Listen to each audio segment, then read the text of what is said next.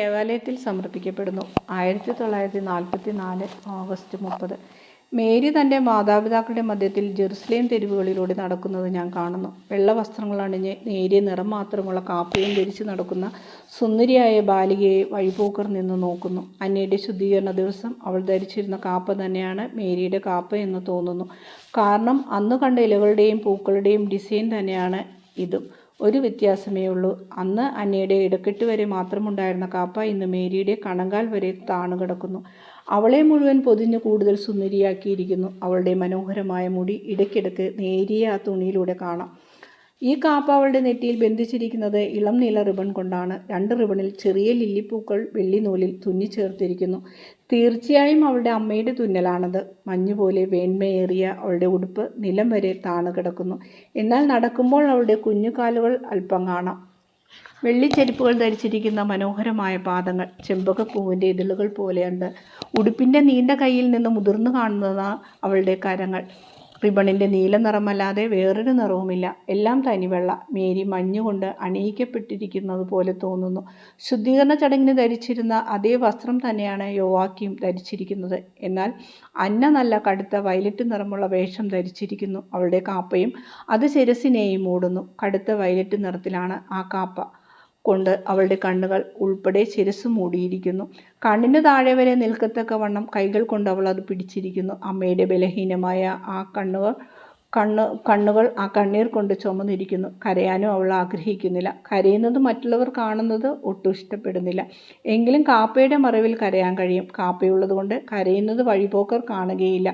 യോവാക്കീമും കാണുകയില്ല. യോവാക്കീമിൻ്റെ കണ്ണുകൾ സാധാരണ വളരെ സജീവവും തെളിവുമുള്ളതാണ്. ഇന്ന് ആ കണ്ണുകൾ മങ്ങിയിരിക്കുന്നു. അവ ചുമന്നിരിക്കുന്നു. ചൊരിഞ്ഞ കണ്ണീരും ഇപ്പോഴും ചൊരിയുന്ന കണ്ണീരും നിമിത്തം അല്പം കുനിവോടെയാണ് യോവാക്കീം നടക്കുന്നത്. തലപ്പാവ് പോലെ ഒരു വസ്ത്രം ശിരസിൽ ധരിച്ചിരിക്കുന്നു. അതിൻ്റെ മടക്കുകൾ മുഖത്തേക്ക് ഇറങ്ങിക്കിടക്കുന്നു. വളരെ വൃദ്ധനായ യോവാക്കീം കാണുന്നവർ വിചാരിക്കും അദ്ദേഹം കൈപിടിച്ചിരിക്കുന്ന ബാലികയുടെ വല്യപ്പൻ്റെ അപ്പനോ ആയിരിക്കുമെന്ന്. അവൾ ഇപ്പോൾ വിട്ടുപോകുമല്ലോ എന്ന ചിന്ത നിമിത്തം വേദനിച്ച പാദങ്ങൾ വലിച്ചു വെച്ചാണ് അദ്ദേഹം നടക്കുന്നത്. അദ്ദേഹം വളരെ ക്ഷീണിതനാണ്. പെട്ടെന്ന് ഒരു 20 വയസ്സ് കൂടിയതുപോലെ തോന്നുന്നു. വളരെ ദുഃഖിതനും ക്ഷീണിതനുമായതിനാൽ രോഗിയായ ഒരു വൃദ്ധനാണെന്ന് തോന്നും. ചുണ്ടുകൾക്ക് മീതെ കാണപ്പെടുന്ന പ്രായത്തിൻ്റെ ചുളിവുകൾ വളരെ വലുതായി തോന്നുന്നു. അധരങ്ങൾ വിറയ്ക്കുന്നുമുണ്ട്. അവർ രണ്ടുപേരും കണ്ണുനീർ മറയ്ക്കാൻ ശ്രമിക്കുന്നു. വഴിപോക്കരിൽ പലരും അത് കാണുന്നില്ല. എന്നാൽ മേരിയിൽ നിന്നും മറയ്ക്കാൻ അവർക്ക് കഴിയുന്നില്ല. മേരി ചെറുതായതുകൊണ്ട് താഴെ നിന്നും തലയുയർത്തി അവൾ അമ്മയെയും അപ്പനെയും മാറി മാറി നോക്കുന്നു. അവളെ നോക്കി പുഞ്ചിരിക്കാൻ അവർ ശ്രമിക്കുന്നു. പക്ഷെ അധരങ്ങൾ വിറയ്ക്കുന്നു. കുഞ്ഞുമകൾ അവരെ നോക്കി പുഞ്ചിരിക്കുമ്പോൾ അവർ ഒന്നുകൂടെ അമർത്തി അവളെ പിടിക്കുന്നു.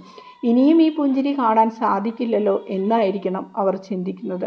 അവർ വളരെ സാവധാനത്തിലാണ് നടന്നു നീങ്ങുന്നത്. ഈ യാത്ര എത്ര വേണമെങ്കിലും ദീർഘിച്ചു കൊള്ളട്ടെ എന്നവർ ആഗ്രഹിക്കുന്നു.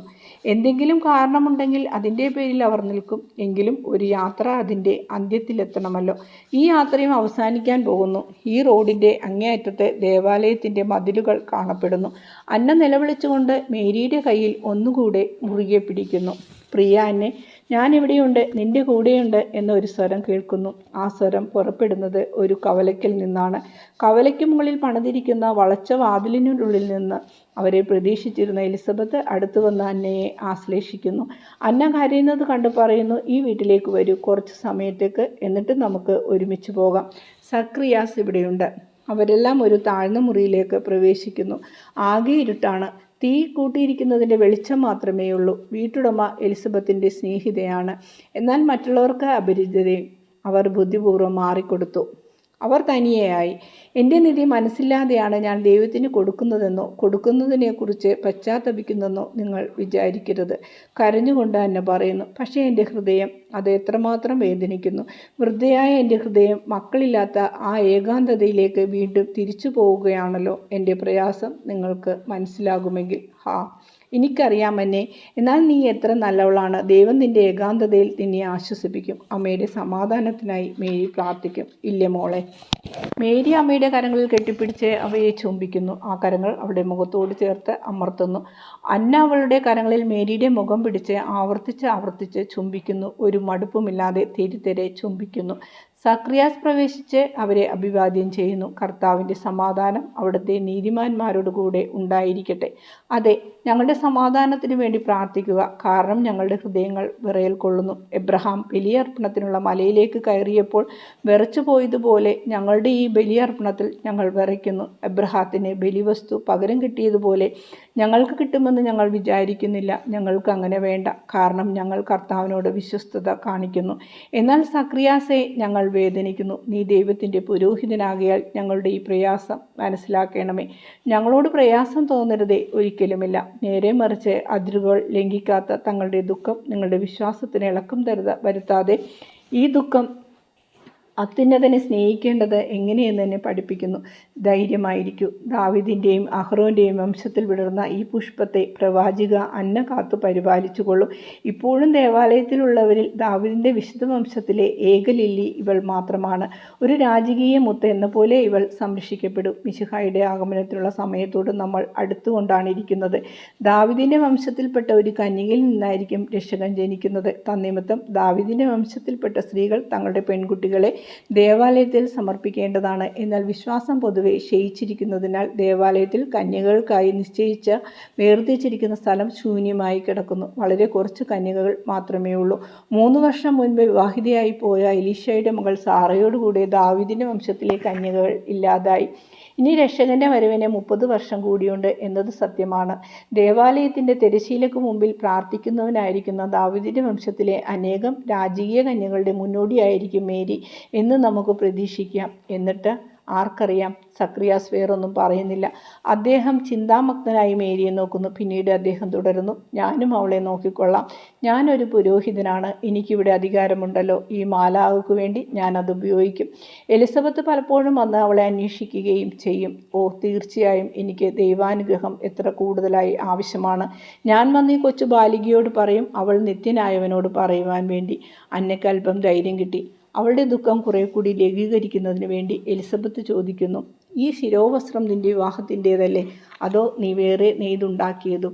വിവാഹത്തിൻ്റേത് തന്നെ. ഞാനത് ഇവളോടൊപ്പം ദൈവത്തിന് സമർപ്പിക്കുകയാണ്. എൻ്റെ കണ്ണ് പണ്ടത്തെ പോലെ അത്ര പറ്റുന്നില്ല. മാത്രമല്ല, വലിയ തുക കരം കൊടുക്കേണ്ടതുകൊണ്ടും മറ്റു ബുദ്ധിമുട്ടുകൾ നിമിത്തവും ഞങ്ങളുടെ സമ്പത്ത് വളരെ കുറഞ്ഞു. വലിയ ചെലവുകൾക്കൊന്നും താങ്ങാൻ ഞങ്ങൾക്ക് കഴിവില്ല. അവൾ ദേവാലയത്തിലെ ആയിരിക്കുന്ന കാലത്തേക്ക് വേണ്ട വസ്ത്രങ്ങൾ മാത്രമേ ഇപ്പോൾ കരുതിയിട്ടുള്ളൂ.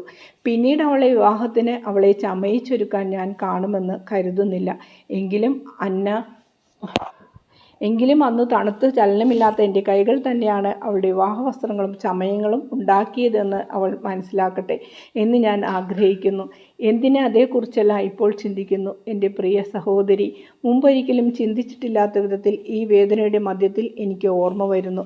എൻ്റെ ജീവിതത്തിലെ അവസാനത്തെ ശേഷിയും ഈ പൂവിനു വേണ്ടി ഞാൻ ചെലവാക്കി. അവളെ ഗർഭത്തിൽ വഹിക്കുവാനും വളർത്താനും ഇപ്പോൾ അവൾ നഷ്ടപ്പെടുമല്ലോ എന്ന ചിന്ത എന്നിൽ അവശേഷിക്കുന്ന ശക്തിയെ നീക്കിക്കളയുന്നു, ശിഥിലമാക്കി കളയുന്നു. യോവാക്യമിനെ ഓർത്ത് ദയവായി അങ്ങനെ പറയരുതേ. ശരിയാണ്, വളരെ ശരിയാണ്. എൻ്റെ ഭർത്താവിന് വേണ്ടി ജീവിക്കാൻ ഞാൻ പരിശ്രമിക്കാം. യോവാക്യം കേട്ടില്ല എന്ന ഭാവം നടിക്കുന്നു. സക്രിയാസ് പറയുന്നത് വളരെ ശ്രദ്ധിച്ചു കേട്ടുകൊണ്ടിരിക്കുകയാണല്ലോ. എന്നാലും അത് കേട്ട് ദീർഘശ്വാസം വിടുന്നു.